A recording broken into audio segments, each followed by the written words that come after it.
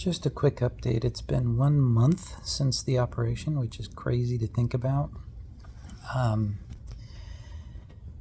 Yesterday, for the first time, I sized up on dilators. That was an experience. Very uncomfortable. I did my 30 minutes holding the regular size at max depth. Then I sized up for 10 minutes. And then in my evening session, I sized up for 12 minutes. I had a bit of a rough night.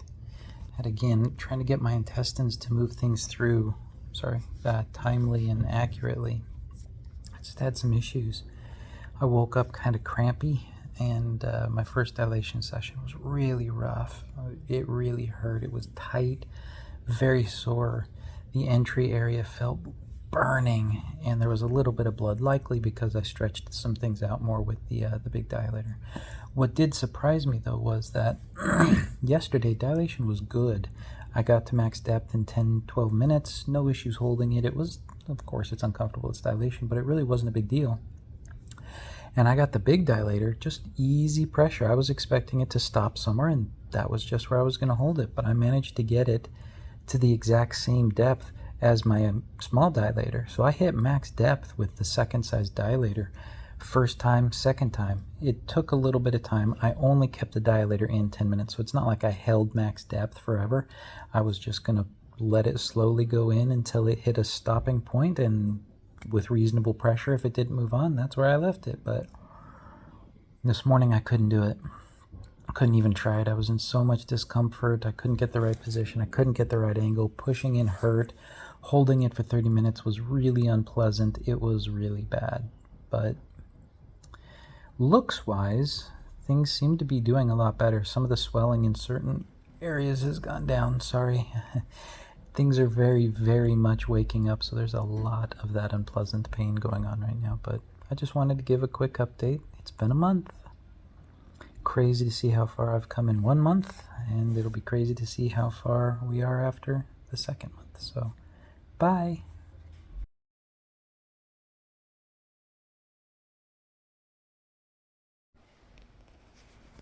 Hey, it is June 29th, Thursday?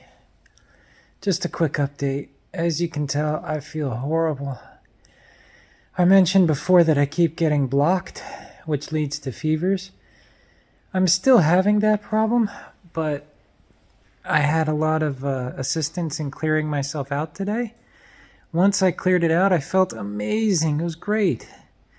I had a rough but okay dilation session afterwards. I was able to have a reasonable urination. I'm still swollen on the front, but the pressure was down.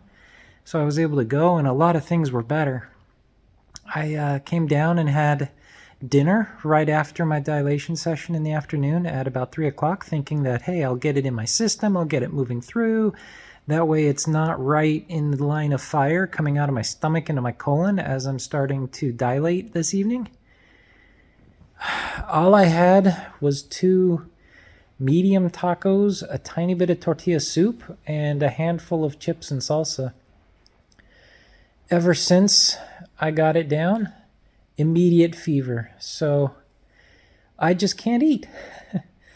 I'm just going to have to do bird food, peck at small things and hope it moves through, and take a lot of Miralax and things like that to try and help it stay small. But oh my God, I'm so bloated and it hurts.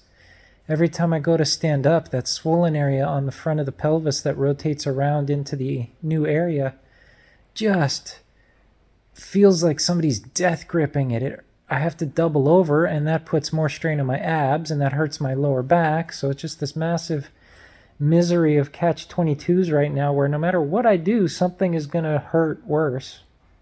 And then because I've got a fever, my pinky is still messed up, and it hurts really bad right now. The parts that are waking up downstairs are really firing off. That's not pleasant, and I'm putting ice on them. Not directly, but I've got ice down there, so that's not helping. I've got a headache. I'm just in a world of unpleasantness right now, and I'm really hoping that I can get some sort of stability to get through it so that it's not so bad. I took Tylenol about 20 minutes ago. Hopefully that helps calm the fever down so I can do my evening dilation, so I can get my evening fever so I can not sleep. I was up all night with another 101-degree fever, and I soaked, completely drenched my shirt through. I soaked through one of the pads I'm laying on, and I soaked through parts of my pillow and the top bed sheet. I'm not even laying in the bed. I'm just sleeping on top of it. And I soaked through all of it from the fever. It broke overnight when I was passed out. I was so exhausted. But the sleep is not good. But at least now I think I know it's just the quantity of intake. So whatever I eat for dinner tomorrow, I'm just going to have to eat half. Half for lunch and then half for dinner. And sorry, I'm wincing. It's the nerve chains going off, feeling like somebody's slicing me open with a knife for a moment, and then it goes away for the next one. So just wanted to give that update on June 29th. It's about a month and a week since surgery. I know they said month 2 and 3 were bottoms.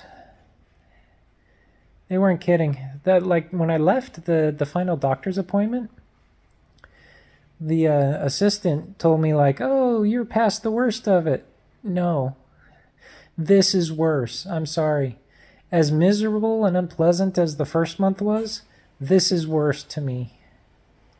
And that's because I was prepared for the first month. I couldn't move much. Even when they took the packing out and I could move a bit, I was still not doing much. Even now, I'm not doing much of anything, but because I'm getting constant fevers, I can't go to the bathroom. I'm having issues on all these other fronts. It's causing pain and issues in dilation. It's making sizing up dilators extra hard. And if you're a hater, no, I do not regret my surgery. I want to say that flat out. I'm just unhappy because it hurts.